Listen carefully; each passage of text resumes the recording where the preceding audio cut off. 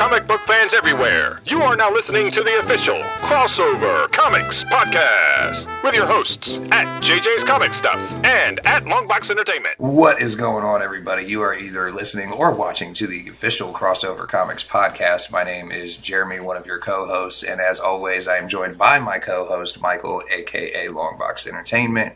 And with us today is another special guest, not only from Crossover Comics group of people, but she's also a new member of Nerd Initiative. Once we get her going, I'm sure there's going to be all kinds of good stuff going off of that. So, welcome, Saucers and Sorcery. What is up? Hey, yeah, it's going pretty good.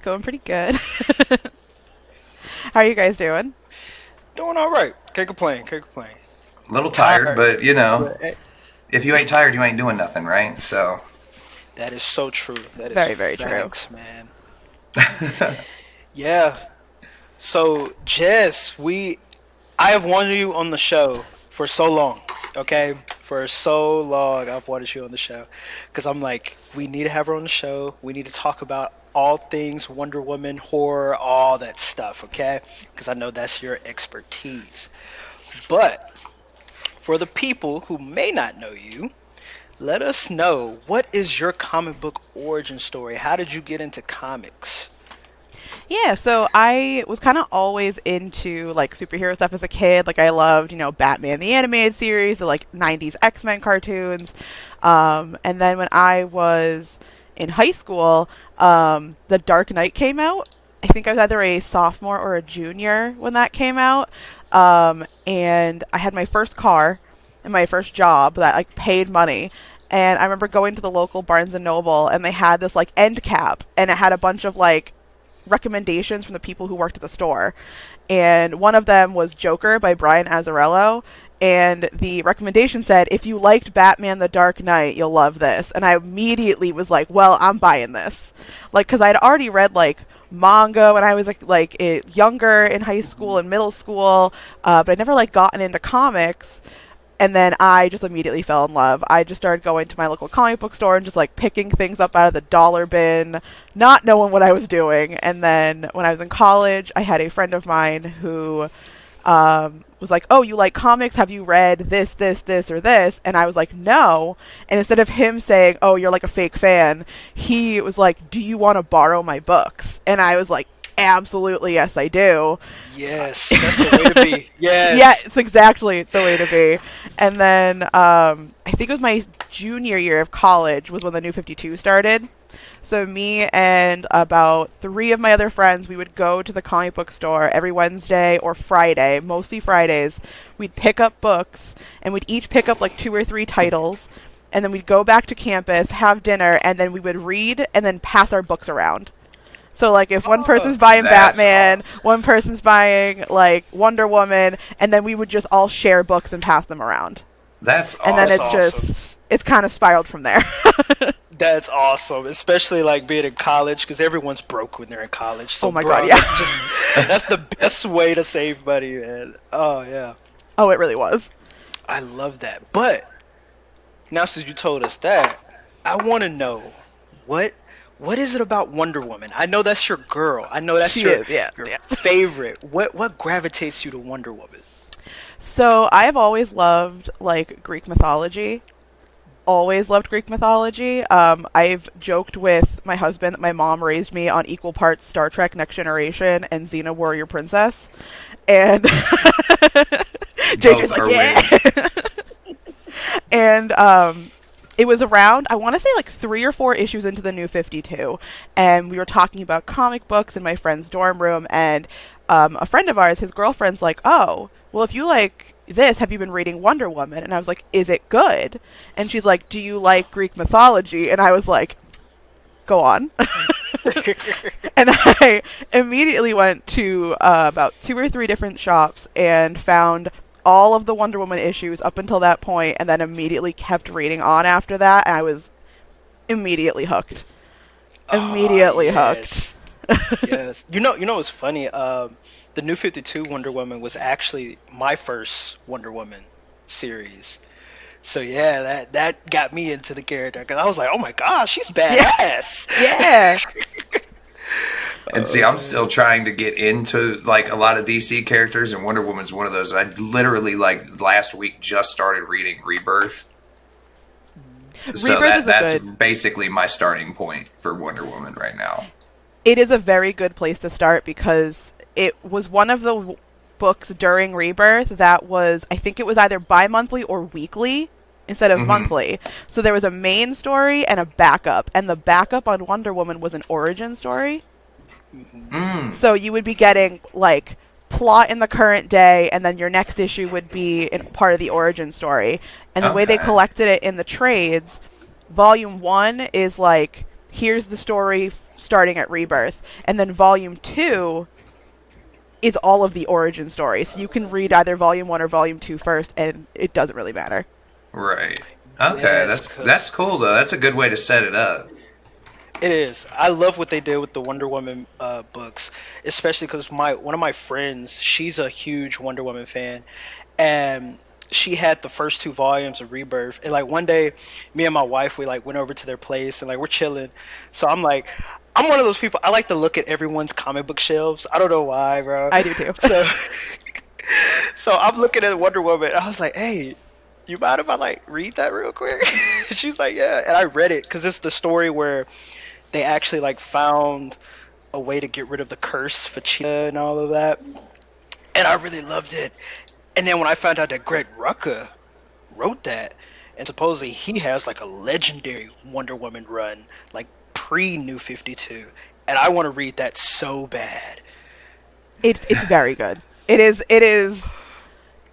It's in my top Wonder Woman runs. Both of his runs I think are fantastic. But yeah, I think they actually reprinted his original run.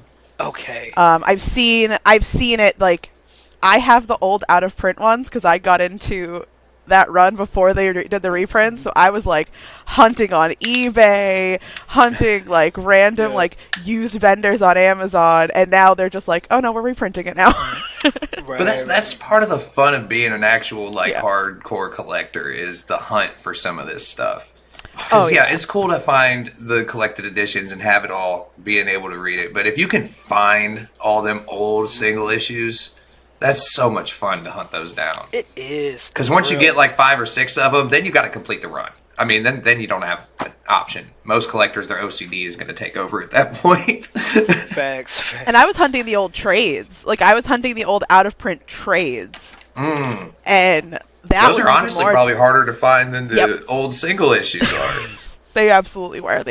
Shoot, I could believe it, man. I've been, like, ever since... I need to, like, get right and just go on DC... Universe Infinite and just read the run. But like certain stuff, I'm like, I want to experience this physically. Like, especially if people like recommend it. That's how I am with a lot of indie stuff. Right. I want the physical book. Not only because I like physical collecting anyway, but also like I feel like I'm supporting the creator even more if I'm hunting down and finding the physical copy of something. Right. So actually, Jess, I have another question for you. Since we talked about the Rucka run, what are your like top 3 favorite Wonder Woman runs that if someone came to you and they were like, hey, I want to read Wonder Woman, I have no idea where to start, what are your top 3 mentions? Okay, so I think if they want an origin story, I would probably either recommend I think it was called The Legend of Wonder Woman. It was a pre-Rebirth like origin. I want to say it was like a 6 or 12 issue. That one was very good for an origin story. Or Greg Rucka's from Rebirth. Those are probably my 2 for like an origin story. But if you want to just like jump in and read Wonder Woman, I would probably either recommend Greg Rucka's original run, because I think he really kind of, and to me, he gets the character, like he gets that she is, like, she's the spirit of truth of the DC universe. Like I feel like he gets that. He gets her message of peace, and like, you get to see her in his original run as like an ambassador, and like the people who work for her at the embassy, and you get that plus her being a superhero, and then you get a very iconic moment at the end of his run that involves Maxwell Lord. Okay, I've read Infinite Crisis, so I think I know what you're talking about. Yeah. That's the last volume. I think it's the last volume of his run where that happens. And it's honestly a fantastic like storyline from start to finish. Like, you get her fighting villains, you get her fighting like gods and like mythical creatures, and you get her fighting like people who just don't like her. They just don't like her message. Nice. And so you basically just get a good chunk of everything. yeah. Okay. And then I'd also recommend Azzarello's run, because as much as I don't love what he did with the Amazons, I think what he did with Wonder Woman was very well done. Right. Okay. So what are your thoughts on like the George Perez era? So I've read bits and pieces of the George Perez one. The most recent one that I read was, I think it was War of the Gods, Okay. which had some really good moments and had some very like kind of just okay moments, but I think that was mostly just because it's an event including so many characters that you can only ever get so much done. And honestly, my biggest issue was all the gods looked the same to me. That was one of the things that I was like, the gods kind of didn't have very kind of cool designs, which is kind of what I love about what Azzarello did. Yeah, the way he gives all of the gods these new designs, absolutely brilliant. Yes. And I agree. Some of them have stuck around too. Like they've kept a couple of his designs around. Like the current Hephaestus is still the design from that run. Man, I love it. I always did like his designs on the way how he made like all of them look very distinct, and especially like he brought in this character that was new to me. I don't know if the character has been in any other Wonder Woman run, but the Firstborn. Yep. Man, that was like one of my favorite storylines in that whole run. The entire run, like start to finish, is amazing, and I really enjoyed Perez's run as well. Like from the bits and pieces I've read, but his run, it's so much. He's written so much that I feel it's going to take me, even as like a Wonder Woman fan, where I read as much Wonder Woman as I can. Like it's still going to take me a while to get through all of his stuff because he's written so much for Wonder Woman. Yeah, it's a lot. I've only read his, because I own the 3 omnibuses. I've only read the first Omni, and it's a lot, and it's wordy. You know, everything from that era is wordy, though. Yeah, it's so, very like, of its time. When people use that, like, because I know how you're using it. You're just saying, like, it's one of the things that adds to, like, making it a kind of a grind to read through. But I know some people that will be like, bro, I can't read that old crap. It's not good. Like, I'm like, you're mistaking not good for out of date. Right. It's still good. You know, like, right. But you got to think of what the time period when it came out. Like, true. That was the style of how you did a comic book back then. It's true. And it's one of Perez's like more known works. You know, like that's his Wonder Woman run is up there with like, you know, Crisis on Infinite Earths and his Avengers runs. You know, stuff like that. But yeah. So I do want to address the elephant in the room, because we talked about this while I was messaging you. We did. I already know what you're going to say. There's an elephant in the room? There is an elephant in the room, JJ. It has something to do with a certain movie. You know? Oh, yes. It's like Jess has never fully watched the movie. You've seen bits and pieces, right? I've seen bits and pieces of both of them, but the way that I see it is if you're like, do you want to watch a Wonder Woman movie or do you want to read a comic? I'm going to choose the comic every time. Mm-hmm.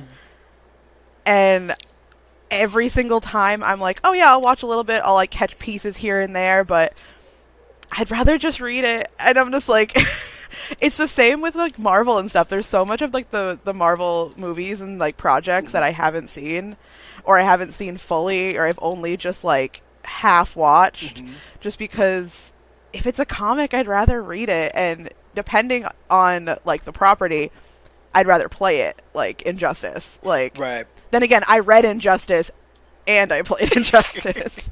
So you can make exceptions to certain things. I see it. Yeah.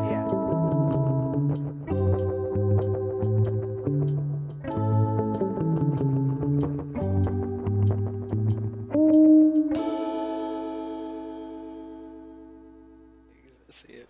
Yeah. Well, Injustice hooked me because a friend of mine had the game and we like played it. I think that came out when I was a senior in college or like right after I finished. So I played a few rounds and I was like, my friend was like, there's a comic too. And I was like, oh, I'm sorry, there's what?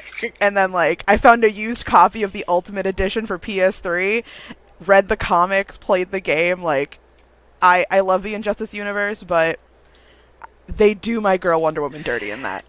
They do. They do everybody dirty in that. They do. I mean, look, y'all know me. Injustice, I have a love-hate relationship with Injustice because y'all know I love Superman. Okay, like my TikTok, I have like thousands of Superman videos, which is weird. So you know, the Injustice version of Superman just doesn't do it for me. I was gonna say, speaking of Superman, real quick, have you happened to read this yet? I haven't, only because I'm waiting for the trade. It's really good. It's really good. You might want to make an exception. And you know I'm not a huge Superman fan. If I'm saying that... Okay, bet. I'm gonna jump on it, only because you said it. And I'll say this, the first few pages, I almost gave up on it.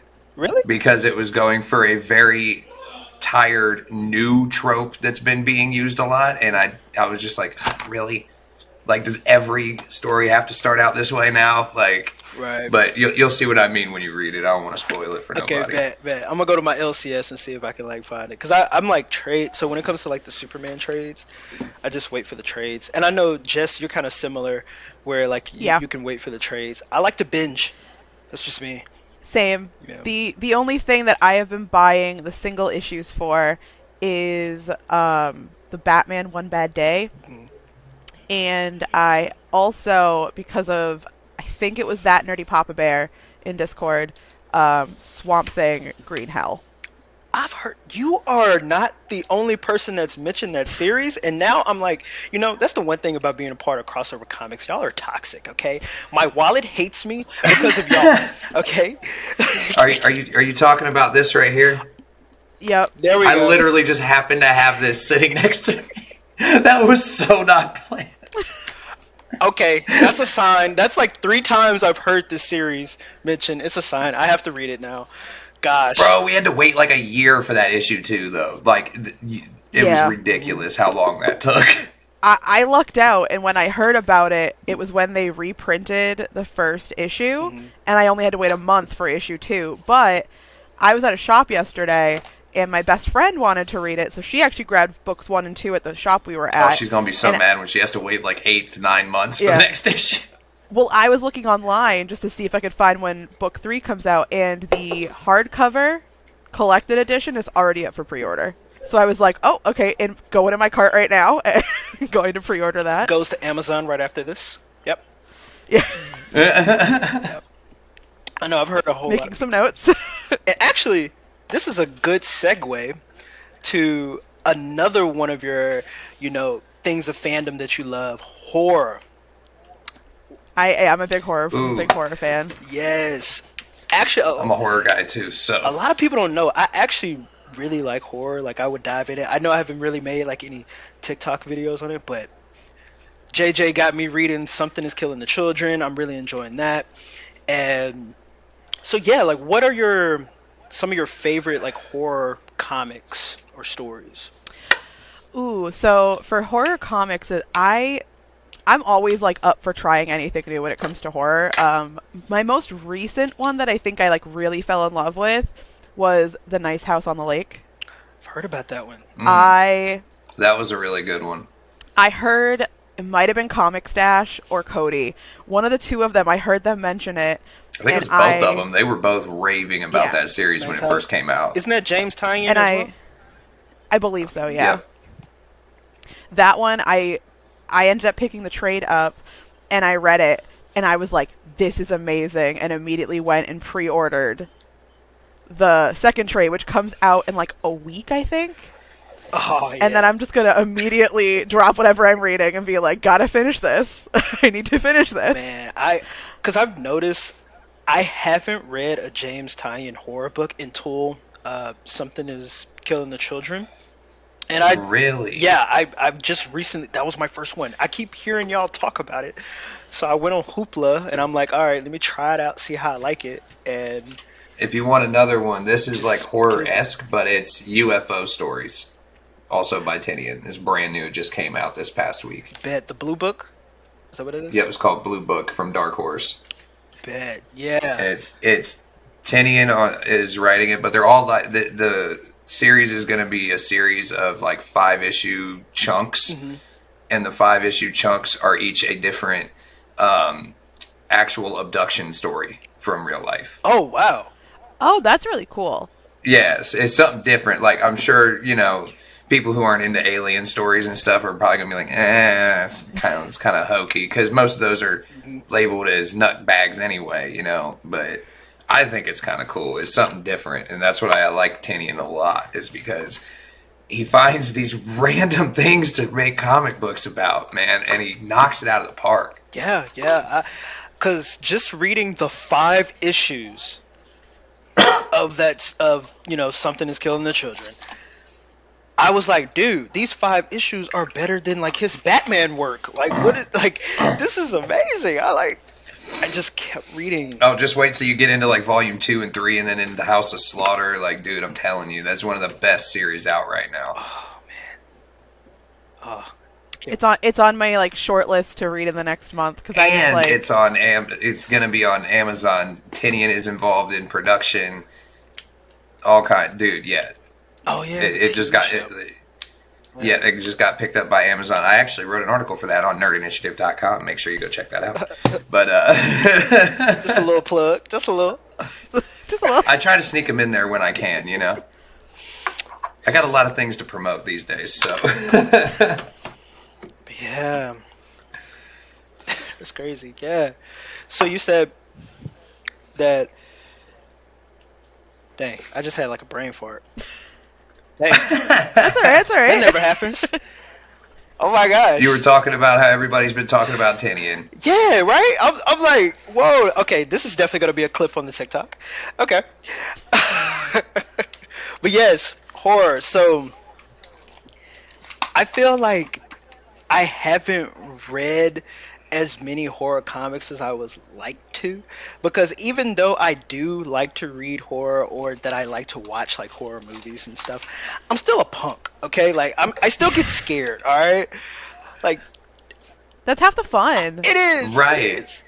It is. And like, I don't know. I feel like James just makes the way he writes horror, and he has the creepy vibe. And I love how in the art, gore is used very sparingly. Like, It's not just everywhere for no reason. It's not just gore for Yes. gore's sake.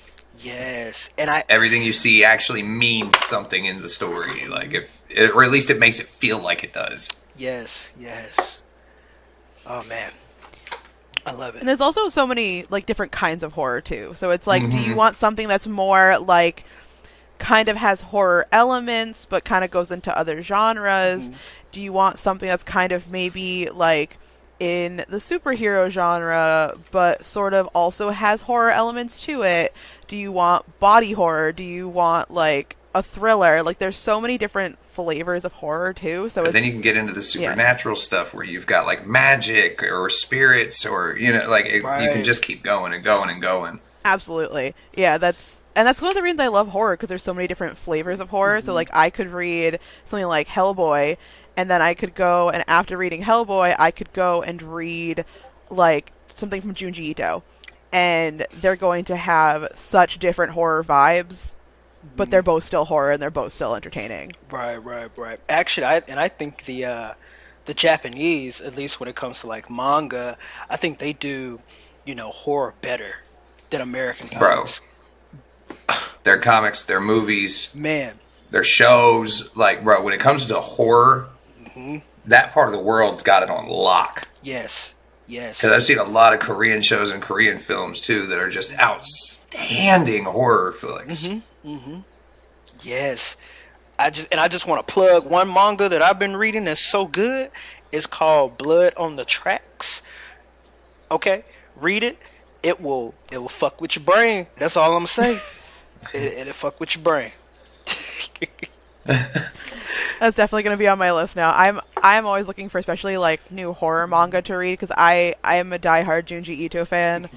Like I recently read Black Paradox, and it is I love that he can take something so messed up and like even when you're not getting a jump scare like you think you should get in like horror, the imagery he uses, you're just like the effort it took for him to draw this and just how intricate his art is, and it's just like even if you're not like scared, you're like you can appreciate like this came out of someone's imagination and they drew this. Yeah. And yeah, I feel like though for Junji Ito, I would probably recommend Uzumaki first. That's probably like my main recommendation for him. I've heard of that. I haven't like read any of his work, but I've heard such great things, and I've seen like some of his art, and I love how detailed it is. It's very detailed, man. And I even because they did like a little anime adaptation of some of his work. Yeah, so there was I'm trying to remember what the exact name was. It was a bunch of shorts. Like every episode was a different short, and people either love it or hate it, mostly because sometimes the animation was not the best. Like there's literally in one part a character running across the forest, and it's like a PNG that they like move like this across the screen. Wow. Now, in the defense of that, that's also like kind of a trope of that media. Like they use that for comedic thing, or they use like, you know, and also like a lot of anime budgets are not very much money. Like these guys are working with like bare bones budgets. Like some of these anime are literally coming out a day after they get done animating them. Oh yeah, and that's one of the reasons why like I really enjoyed it, and I remember telling somebody I enjoyed it, and they were like, "You enjoyed that? It's so like, oh, it's well, so, like go back and watch choppy any at anime really from like the 80s or the 70s, and the animation's not good on any of them. I mean, yeah. People's mouths don't move necessarily all the time when they're talking. Like there's all kinds of wacky things. Like go back and watch the first like season and a half of the very first Gundam series. The animation is god awful. Right. I agree. I mean, that's just like... But they were also working with brand new animators and artists. They were also working with practically no freaking budget, and they had like a 2-week deadline on every episode. So... Oh, yeah. And some of them were ending before, like, the manga. Like Evangelion, I'm pretty sure. That, I think, ended before they ended the manga. And the way that they ended the anime, people hated it so much that's the reason we got End of Evangelion. Is because, like, they went ahead of the actual book. And we're like, all right, let's keep going. I'm pretty sure that was Evangelion. I might be wrong. If I am, I'm sure somebody in the comments will let me know. But I know there's several like anime that have ended like before like the manga, because I know like the Akira movie, the manga was still actively like in production like while they filmed that film, so the ending was like completely different than what you get in the ending of the manga. Or the same thing. There's a lot of anime that do that kind of stuff though. Like Full Metal Alchemist kind of did that, where it was like they had a movie that wasn't even related to the manga at all, and then they had the original series they put out, at least here in the States, was Full Metal Alchemist, and it wasn't actually accurate to the manga. They like restructured it so it made more sense to Western audiences, and then they came out with that Full Metal Alchemist Brotherhood, which is supposedly far more accurate to the manga than anything else. It is. Yeah, I think there was something similar with like Hellsing. So it's Hellsing and it's Hellsing Ultimate. Hellsing is a good manga. Which I remember. For loving Hellsing. new people into the medium like myself who's trying to learn more about it, it confuses the heck out of me sometimes because I don't know what's accurate and what's not. Right. Always. So thank goodness my little brother behind this wall you see behind me, he is like if I opened his door to his room and showed you guys, I'm telling you, it's like nothing but anime posters and plushies and models, and like it just goes on and on and on. His cabinets are full of movies. Like it's insane. Bad. Yeah, I'm kind of in that what's accurate, what's not right now, because a friend of ours, he is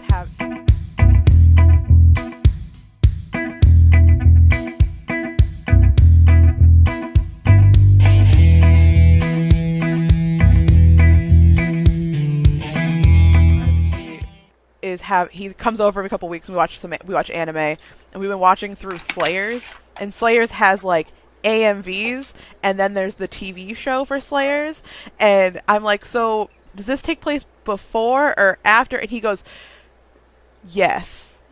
And I'm like, he's like, they're connected, but they're not. Yes. It makes it very hard for new people to get into stuff like that. Like, it really does. People say comics are hard to get into.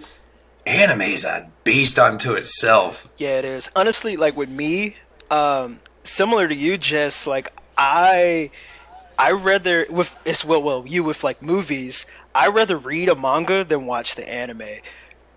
Just because I feel like I read a lot faster than I watch stuff.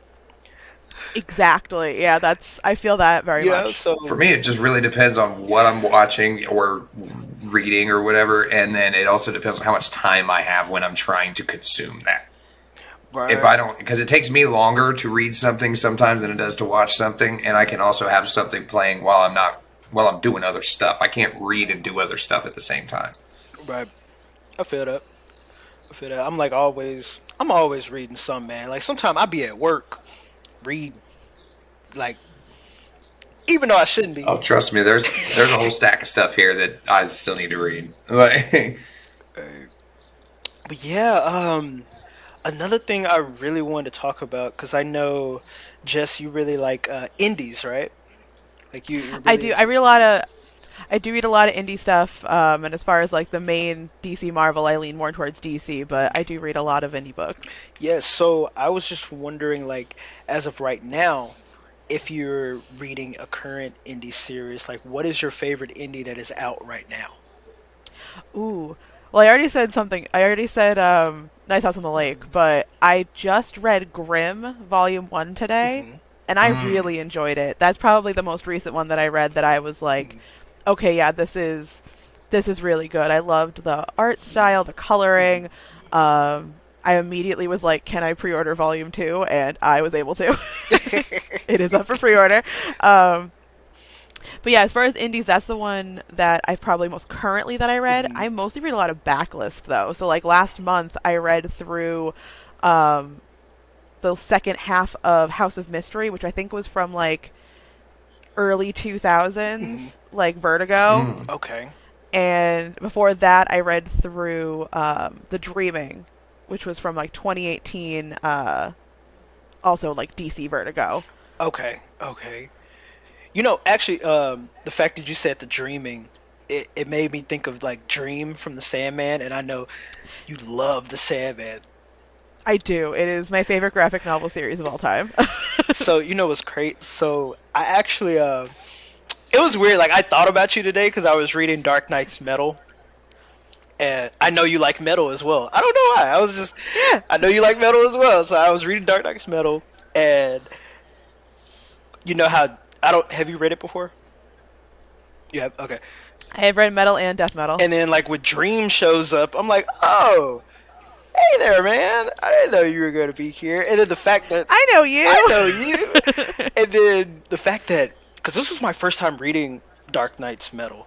And the fact that Wonder Woman was, like, such a badass in the story. And I was like, this is the perfect read for today. And the fact that I am filming this podcast later... It's funny how stuff like that works out sometimes. Yes. Like, you don't even mean it to, and it's just like, oh, dude, this was perfect timing. Yes. And the question is, though, did you listen to the Dark Knight's Metal soundtrack? Because yes, they did come out with a soundtrack. Yes. I had it played in a car. So, like, when me and my wife, we were going to, like, Walmart because we got to pick up some stuff, and I had it playing, and she was like, babe, like, are you listening to metal? I was like, oh yeah. I was like, it's for the, cause she was like, she was like, you don't listen to metal? I was like, well, like, it's for the, I'm getting cultured right now. Let me be cultured. I'm getting cultured. Okay? Like, man. But yeah. Oh, it's crazy. man. Yeah. It was so Wait till you get to death metal as a soundtrack for that too. Oh yeah, yeah. I'm reading that next. That's my next read. Yeah. Well, and my husband is a huge metalhead, so when I found out that there was a soundtrack, I was like reading through. He's like, "Oh, like who are the artists?" And I started reading through, and he's like, "Wait, Jerry Cantrell did a song for a DC comic book?" And I'm like, "Yup," and it's one of the best ones on the soundtrack. Of course it is. Look who Setting did Sun. it. I mean, Like, Chino Moreno did a song on both metal and death metal. I'm a huge Deftones fan, so as soon as I was like looking through the track list and I saw Chino Moreno, I was like, I am intrigued. Yes. Oh man, it was just crazy. Like, and I really love that. I fell in love with the story, even though I had like a couple of issues with it, like especially with the tie-ins. But man, Wonder Woman. Like, just to get back on Wonder Woman for a second, because I know earlier you said one of the reasons you love Wonder Woman, the fact that she's like the embodiment of truth, and in metal, you know, with, you know, Barbados and all that stuff, there's a lot of lies being spread. You know, there's dream worlds. You know, some characters don't even know what's real, especially with the like Superman and Batman subplot, whatever. But the fact that Wonder Woman was the character that brought them out of that. When she wrapped the lasso of truth around them, and they came in and they have their little 10th metal armor. Oh man, I wish y'all saw me. I wish I wish comic book reactions was a thing, bro. Because dude, I was so giddy. It's such a good, and that's like you said, that's one of the things I love about Wonder Woman is that like she's the spirit of truth, but she's also like she also is not like everyone always thinks like, oh, she's the only one of the Justice League who's okay with killing people, and I'm like, I mean, like, yeah, she is an Amazon, and like that is, but like I think from Gail Simone's run where like, do not kill if you can wound, do not wound if you can subdue, do not extend your arm, do not extend your arm until you've extended your hand, kind of a thing. I don't remember the exact wording, but like, not only is she this like spirit of truth, but she's also like, she sees the best in her villains too. Yes. And I love that about her. Like that, like, not only is she just like this spirit of truth, but she's this like spirit of like love and forgiveness too. And it's just, oh, she's amazing. That's one thing I like about the Rebirth, especially that Volume 1, the fact that I really saw the fact that she cared about Cheetah. And like she felt bad for what happened to Barbara. And I'm just like, oh man, I love Wonder Woman. And I do think she's a character that a lot of people don't understand, you know? And back to like adaptations, I feel like the only version of Wonder Woman where I feel like that is Wonder Woman is from the Justice League cartoons.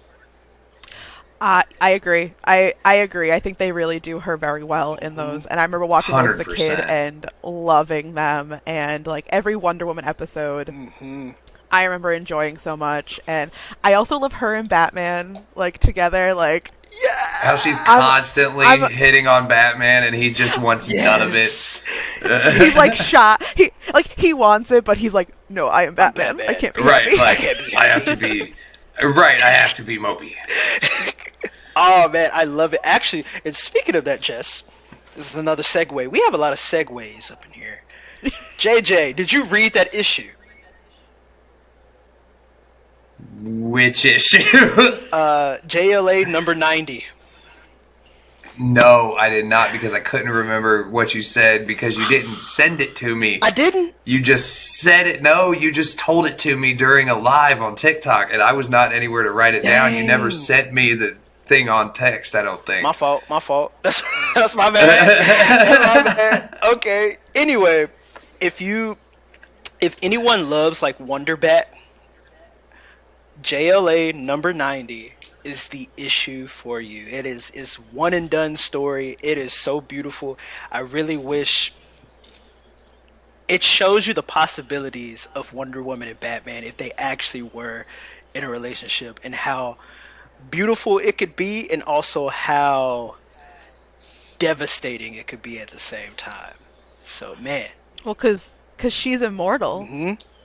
She's immortal. It's Well, not only that, she could snap him in half if she felt like it. I mean, then again, bro, so that is could- one so girl could that you Big do Barda not want to go to to bed Mr. angry with. Miracle. That's all I'm saying. It is true. So can Big Barda to Mr. Miracle. Like, Mr. Miracle, man.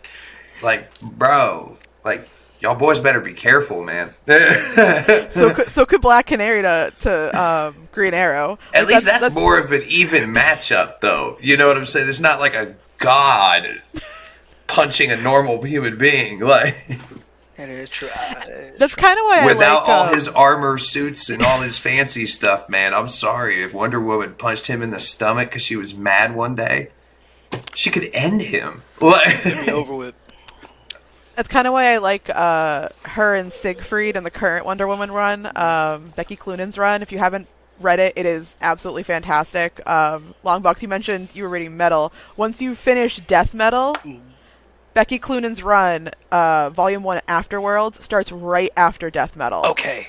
And it is fantastic. And she and a Norse god have this little, like, romance, and it's adorable. I love them together, and I hope they keep, like, everyone calls him Siggy. It's Siegfried. Everyone calls him Siggy, and I hope that they keep him around forever because he is adorable. Like, the levity he brings to the series, because he's very much like, you know how, like, when they unfroze Cap, and like, they had that potential to make him be such a hilarious fish out of water, which I feel like they only ever got right in Avengers Earth's Mightiest Heroes, where he would be like, Tony, look at this machine, it makes the coffee for you. Like, they're doing little bits of that with Siegfried in the Wonder Woman run, where he is, like, wearing a t-shirt, but he's like, Steve Trevor, please help me with this tie, and he's wearing a t-shirt and a tie. Like, he doesn't know how, like, fashion works. Oh my gosh. One thing the MCU did,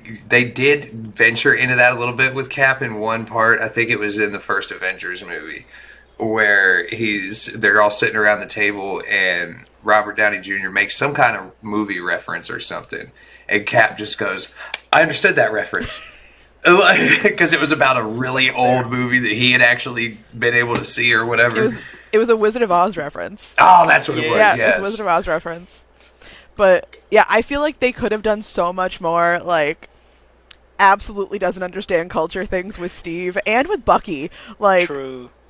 Like, literally, they could have done so many things, I think, in the MCU with that, with, like, what do you mean this thing makes our coffee for us? Like, True, yeah. What do you mean we don't put this electric kettle onto the stove and turn it on, like, melting plastic? And Yes, that would be good. I wish they did something like that, man. Or even, like... Popcorn rice after discussion. Want to know some more fun facts?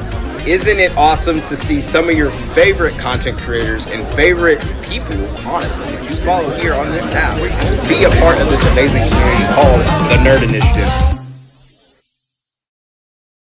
The Nerd Initiative presents the Comic Press Podcast, hosted by JJ's Comic Stuff.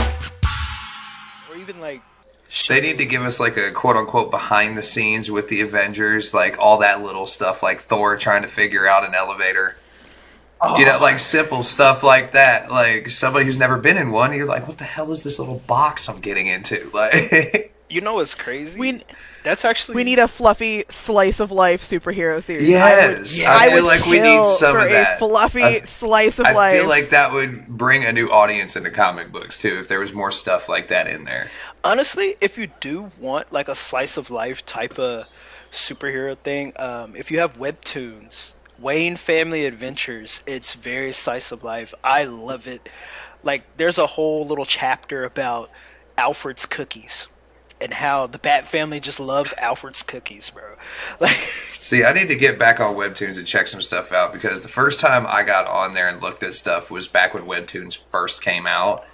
And back then it was a lot of really, really poorly written fan fiction, poorly written werewolf smut, or just smut in general. And there was like nothing else on there. Oh, I was in the same boat. I remember I had that app for like a week, and every time I opened it, I felt dirty. So I eventually like got rid of the app.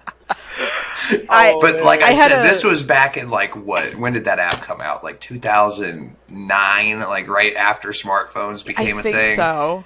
So back then, like that's all it was just weird smut. Like, I mean, now I've had that stuff. And if that's your thing, hey, more power to you. But for me, I was like, not really what I thought I was going to get on here. That's kind of the experience I've had with Kindle Unlimited with some of the manga, because I'll be looking, I'm like, oh, like let's find like a nice like little fluffy like romance rom-com thing, and I will get like 3 pages in and be like, this is not what I thought it was. I did not sign up for something extra, and I'll immediately be like, at least with Kindle Unlimited, like it's a rental service, so like I'll like get 4 pages in and be like, return.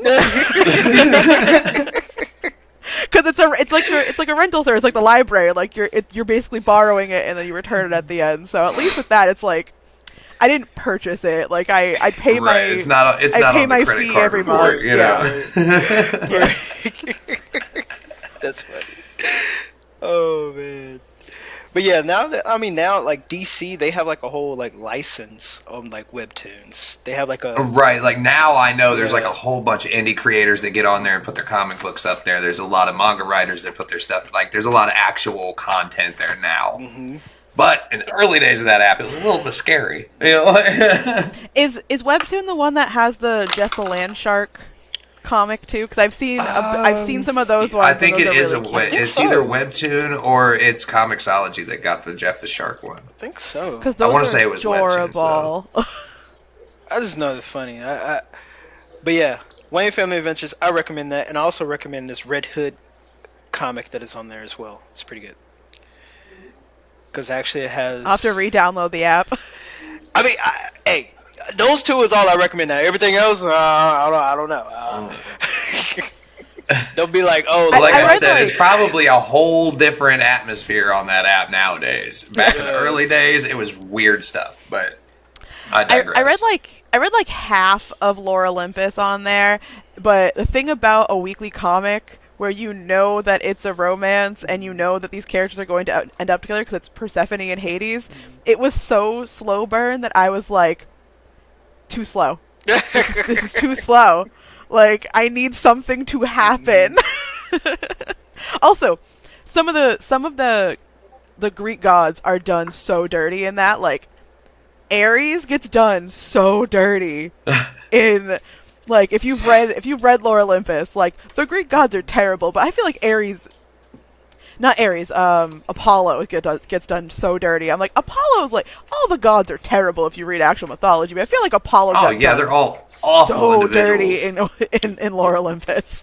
Man, speaking of like other thing that deals with like Greek gods or everything, now I've never read this, so let me know if I'm wrong if you guys have read it, but Jess, have you ever read Promethea?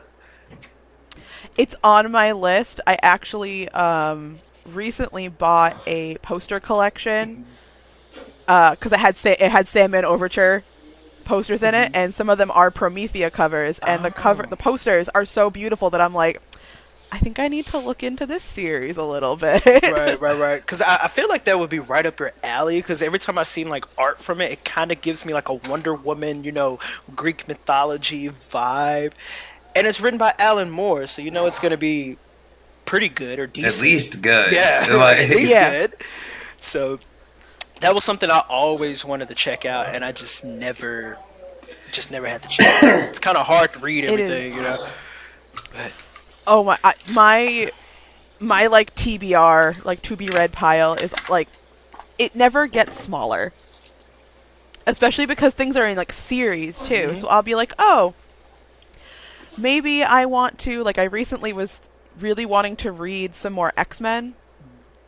And I was looking into like, okay, so if I read this run, then where do I go next? And I'm like, okay, this is getting like, my TBR was just expanding. See, because as far as Marvel, the X-Men are what interest me. So I'm like, oh, I'm in for a lot.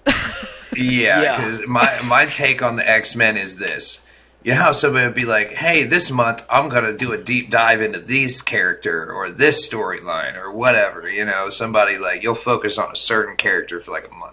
If you want to focus on X-Men, you can't do it for a week or a month. Or you literally have to dedicate like a year and a half to only reading X-Men if you want to keep up and finish a run.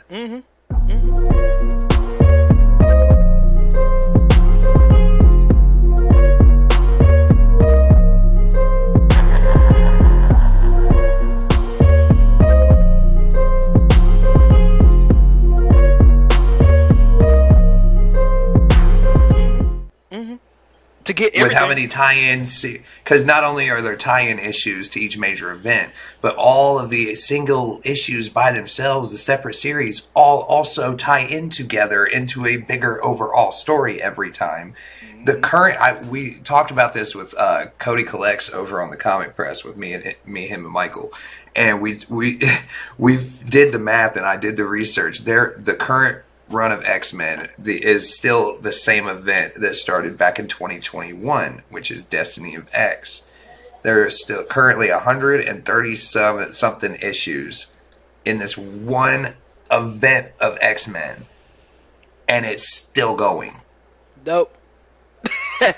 and there's no real main line of X-Men anymore. There's like X-Men Immortal, there's Immortal X-Men, there's it just keeps, there's like all these different separate series, X-Men Red, Excalibur, now the Exterminators, now they've got so many. It's like they really almost at this point need to break off and become their own company. Yeah. And just make X-Men the X-Men universe. Like, seriously at this point. And people say there's a lot of Bat books. There is a lot of Bat books. However, characters get their own storylines. There are Elseworld books going on at the same time.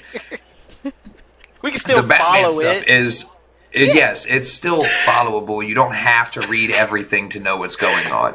You can read Detective Comics and not read mainline Batman and still know what's going on. Facts. You can't read X-Men Red without reading Immortal X-Men, without reading Excalibur, without reading everything else that's coming out. Now they've got Captain Britain coming out. One of the things that I appreciate is a lot of the time when I have read X-Men books, at least because I'm a backlist reader, at least with some of the backlist ones, if there's something you need to know from another run, they'll normally put like a little bubble being like, this happened in this book here, and you can still kind of get the story without having to like have read it for the most part, at least in the trades. Right. I find that they do that. I don't know what's going on with Krakoa right now, so you look at a single issue of X-Men right now, and it's literally every page has like 3 of those boxes telling you this happened in this issue. You can refer to this in that issue. And it's like, you literally have to be reading like 14 different runs of X-Men to understand everything that's going on. It's a full-time job to be an X-Men fan right now. You know the sad thing? It really is. It used to not always be like that with X-Men, because like I own like a lot of like, it happened in the 90s. The omnibuses. It started happening in the 90s. Oh, most definitely. When you could tell, because it was because I own like a lot of the omnis, right? At first it was just X-Men, and then that title, Uncanny X-Men or whatever, or Uncanny. It was X-Men, then it changed to Uncanny X-Men. So yeah, Uncanny X-Men. That's it. And then they added New Mutants, and that's it. That's all you had for the longest. Then they added Excalibur, and then they added just X-Men with no Uncanny on it. Then then you had X-Force and X-Force and Deadpool, and it just kept going and going. And I'm like, bro, like how? And it never stopped. It never stopped. Once they got the ball rolling in the 90s with all those spin-off issues and series that still were all tied in, they just ran with that and never stopped that model. And I mean, there are some more like modern runs that you can just read just that one series. Like Astonishing X-Men, you can just read that and know what's going on, All New Wolverine is very easy to follow. But you really gotta know what you're looking for. You've got to know what you're looking for with X-Men, though, because that X-Men is not new reader friendly. It's just not. It's not. I can agree. It's not. I mean, I think from one of the ones that I read, I knew about certain characters, which probably did help, but I started with I think it's Marvel Now. I read the first volume of that, and then I read Battle for the Atom, and even though I wasn't reading, I think it's either Uncanny or I think it's Uncanny X-Men is the other one from Marvel Now. I didn't need to. It was just like, okay, there's two teams. Scott and Emma are over here, and then we have like Kitty Pryde and like the Xavier School over here. And it so far has been a pretty decent jumping on point. And I've only read Volume 1 and then Battle for the Atom, which is the event.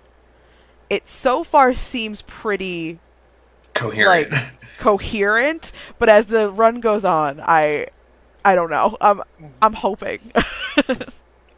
Yeah, I don't know what, man, the comics gate in the 90s, it was just, it screwed so much stuff up for the future. Dude. X-Men still hasn't recovered from it. Just not that it's not selling well or anything like that. X-Men's selling just fine, I'm sure. But it's just the simple fact that it's like they haven't made it any easier to get into this stuff. It's hard. And I feel like it's already a daunting task to get into comics in general, you know? Honestly, I'm all for just do a reboot. Just do one big fat reboot and just change it up. Well, that's what they did with Marvel Now. That was like a whole universe reboot. But yeah, No, but I mean like a legit just start over from scratch, like Dawn of DC, completely Dawn of DC stop still printing has everything that's current right now and start off a brand new issue 1 of everything. I don't want no previous continuity. Ultimate Marvel this thing. Let's start over with new origins. Let's start over with maybe even different characters in the roles. Right. I wouldn't be mad at that, honestly. Because even though say Dark Knight Metal, it takes place during the Rebirth era, but technically the Rebirth era was a reboot, but they make references to when Aquaman had the harpoon hand, and that's back in the 90s. Mm-hmm. Yeah, that was pre-Crisis, wasn't it? Yes. The Rebirth universe is essentially everything is canon and nothing is canon, and you're just along for the ride, which part of me kind of appreciates, because I recently read the Justice League Dark run from I believe it takes place after either Metal or Death Metal. I think it's Metal. And Wonder Woman's leading the team, and they reference Saga of Swamp Thing from Alan Moore multiple times because it has Swamp Thing, Zatanna, John Constantine, and they reference that run of Swamp Thing multiple times, and every single time you didn't need to read it to get it, but the fact that I've read that run, I was like, "Aw, I know that one." It was just a nice fan. Yeah. What do they call it? Fan service. Fan service, yeah. I mean, and that's true. Even that is, I think that's one of the greatest things about reading comics. When you're reading a storyline and you start to piece together the bits and pieces. What's actually continuity and what's not. That's how people get their own headcanons too. Yes. Because you can put in pieces ooh, what happened in between there that they never wrote about in anything. You can kind of make up your own little stories in between stuff. Bro, literally earlier, today, when I was reading Dark Knight's Metal, there was a tie-in where Batman saw this lady, because back in the 1800s, the Thomas Wayne at the time was a part of this cult, and they did a sacrifice, and that's what they built Gotham on her grave and all that stuff, right? The bits for that storyline happened in a Batman comic in the 90s, bro. I have it in a trade. So I was like, bro, I've read that, and that's from the freaking 90s. And then they're making references to the Grant Morrison run on Batman, and I'm like, dude, I love that when everything just comes together. It's dude, I'm a freaking nerd, bro. Oh, we're all nerds. That's what we're here for, man. That's how we all started, becoming friends with each other was Yeah. because we were on TikTok being nerds. Exactly. Yeah. Needed other people to be nerds with. But on that note, I think we are just about out of time for this evening. So, Jess, is there anything you want to plug, or where can people find you online? Yeah, so I am mostly on TikTok, Saucers and Sorcery. I also have an Instagram, but I don't really post there super often. But yeah, mostly just on TikTok, Saucers and Sorcery. But yeah, that's kind of all I have to promote. I don't know, JJ, I know you have a lot of stuff to plug. I'm not going to go down the list. Just look in the description of the video down below. You'll see all kinds of links to all kinds of stuff. So make sure you look at that to find me and everything I'm doing. Longbox, where can they find you at? You can find me on TikTok, Longbox_entertainment, as well as Instagram. I've actually started to be a lot more active on Instagram lately. So I've noticed that. yeah, so hopefully, y'all can find me there. And if you can't find me there, I'm probably at your mom's house. So yeah. I'm kidding.